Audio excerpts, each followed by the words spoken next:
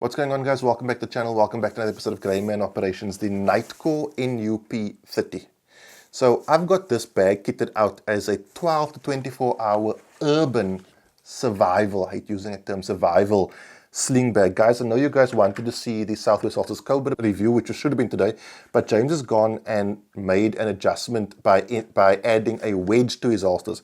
So I'm going to get the wedge this week, run it, but I do think that wedge will make a big difference. That's coming next week. This bag, before we get into the top down, I'm going to flip the view to a top down and show you what I've got inside of there. A couple of things I have to tell you about this bag before we get into it. Firstly, guys, this is not a bug out bag. It's not a bag for when you have to survive for days and days on end.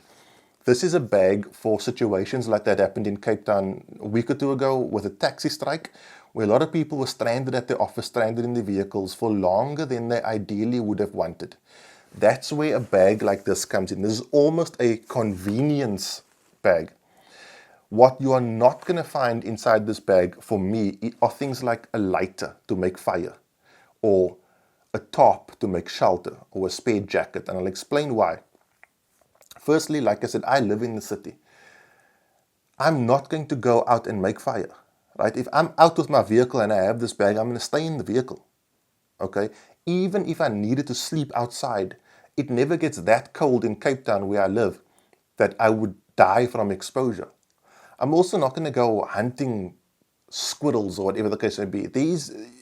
Even if I wanted to, I wouldn't know the places to look. And at the end of the day, it's a 12 to 24 hour. We're talking hours, not days.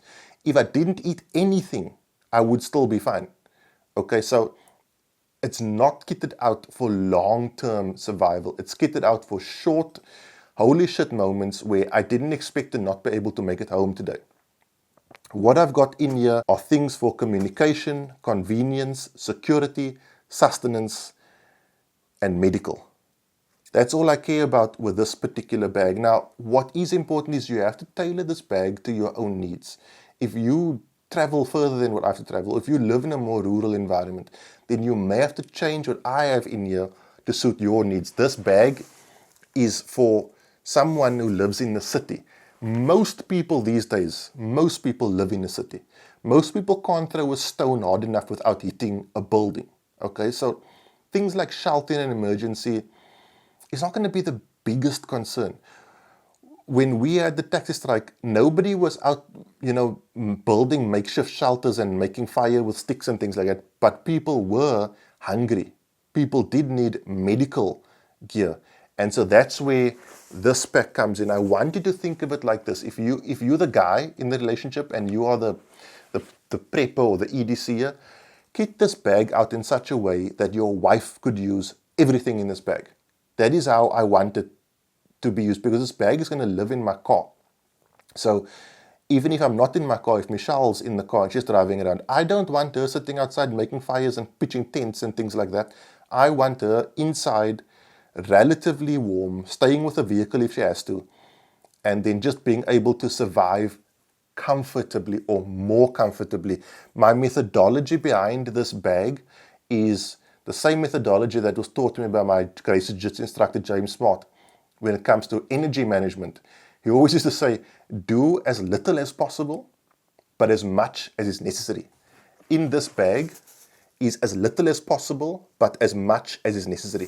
Now, I am also, what's very cool is, I am going to give away 4 of these bags in September, 1 a week with a MRE, and I might also give away a Urban Warrior Compact Ready pouch to my patrons. If you want to join on Patreon, it's the first link in the video description below. If you're watching on YouTube, if you're watching on Facebook or Instagram, it's the first comment. At the end of August, I'm giving away a Holosun 407K red dot. I give away the most awesome gear on Patreon. No one else gives away the level of gear that I'm giving away. So guys, just before we switch the top down, the idea here, and I really want to get this across because I know people in the comments are going to say you need to add this, you need to add that. This bag is for 80% of your life. What I mean by that is 80% of my life I'm in the city. Okay, it's only that other 20% where I travel, where this bag might fall a bit short. Let's switch the view and have a look what's inside. Okay guys, so with that said, let's get into this pack. So on the outside, on the front, you've got a Velcro / laser cut Molly panel it comes with 4 of these carabiner style clips that clip loose fairly easily, and then they molly into the actual molly webbing. So I've not really found a use for all 4 of them, but I mean, there's value to keeping them on the pack. The 4th one, or shall I say one of them, I've mollied onto one of the side panels. There's also molly on either side, and that's what I'm using to keep my gloves. So these are the Mechanics Impact fingerless, and the reason I went with fingerless, I'll actually just take everything off as I mention it. The reason I went with fingerless is, in a situation where I'd need this bag, I'd probably want communications as well, and my phone is fingerprint activated. So I want to be able to use my phone whilst wearing the gloves. So let's do the front panel first, and then the back panel. You also obviously get a shoulder strap or waist strap, which clips onto pretty much any one of the multiple attachment points on this bag. So you can run this bag as a sling bag, which is how I would recommend running it, or you can run it as a sort of fanny pack type deal, but I'm not a big fan of that. In the front we have our sustenance. This is where I'm going to keep all my food. First things first, we've got a full meal. This is chicken biryani. This is an MRE. I've actually eaten one of these on the channel. The video to that is popping up in your screen if you're watching on YouTube. This is the bag inside of which you cook this MRE, and you use this heating pad. So you put, there's like a chemical heating pad in here. You put this and this inside of this bag with 125 milliliters of water, and after about 5 or 10 minutes that sucker is hot and cooked and good to go. I also have some tropical muesli. This you just add, I think it's 125 to 150 milliliters of water, and you are good to go. And what you'd eat that with is a spork. And then in terms of liquid nourishment, we have a tropical isotonic drink. So obviously you'd add water to this and you're going to get all of your energy in a drink type deal. For the ladies especially, sterilizing wipes, and even more especially for the ladies, but for the guys as well, you never know what needs to happen. These are like tissue type deals which you can use for, use your imagination. On this side we have some salted peanuts. I kind of wish these weren't salted, because obviously this is going to make you thirsty. I do find it's a bit silly to have it salted, but you probably do also need salt in your diet on that day, so that's a good deal. And then some peanut butter. This is a great meal, trust me. Peanut butter is awesome. And then also in here we have 4 water purification tablets. So what the inside of this panel looks like is open panel here. You've got 2 mesh pockets, and then you also have a sort of carabiner style thing here that you can attach your keyring to, whatever the case may be. So let's close that sucker up. The zips are nice and big and have really nice grab handles in the back. So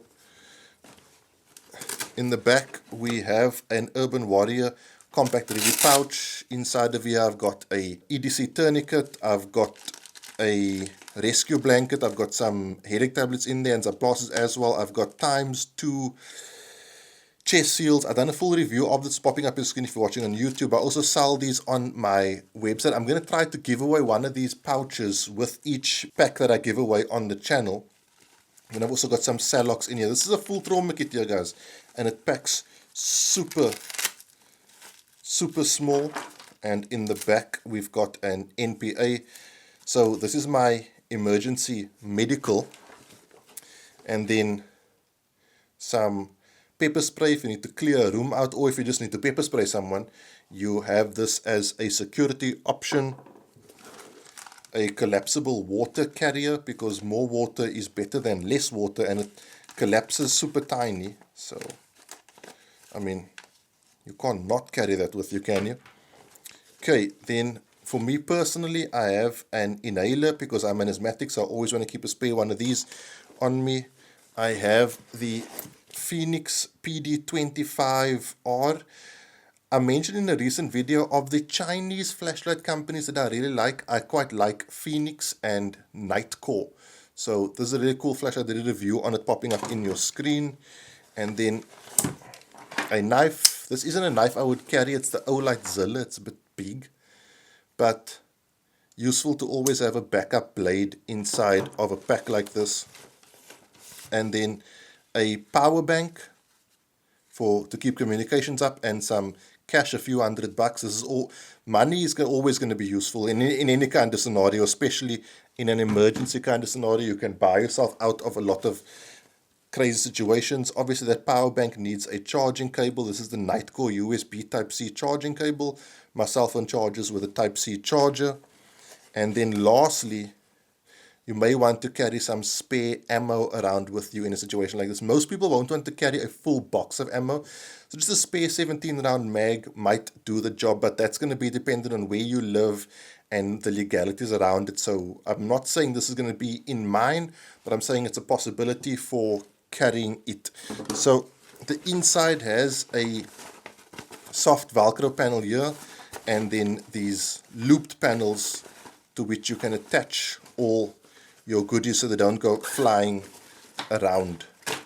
Now guys, a very important thing to note is I also carry water on me wherever I go. If I'm more than 10 minutes from my home, I always carry this particular bottle. You can see how beat up it is. I'm never without water. So I don't foresee getting water being a problem. I've got water purification tablets in this bag, but I always also have water on me. So guys, that's this pack, and the reason I kept it out so sparsely is also because I want people to be able to afford it. Most people are not going to spend 5, 6, 7,000 rand in a bug out bag, so they have nothing. You know, this is that intermediary between a bug out bag and a 12 to 24 hour, oh shit, I can't get home today bag. Now, like I said in the beginning, you've got to kit this bag out the way you want to kit it out, but I would caution you. Take a look at the environment you spend 80% of your time in and kit it out in such a way that you are able to survive in that kind of environment. The 10-20% of the time when you go camping or hiking, whatever it is to be, yes, then you are going to adjust your carry. But most of us, especially in today's day and age, live in an urban environment where modern amenities are available to us 90% of the time, and the possibility of dying of exposure or that sort of thing is dramatically reduced, especially if you live in Cape Town, South Africa. So that's it, guys. I hope this insight was useful, and I hope it's something that gives you food for thought so that you can possibly invest in something like this for yourself. As we saw, like I said, with the taxi strike last week, a lot of people were left unprepared, and most of it came down to medical and food. So please take it into consideration. That's it, guys. I'll see you next week for a review. Have a good week. Be safe. Train hard. Cheers. God bless.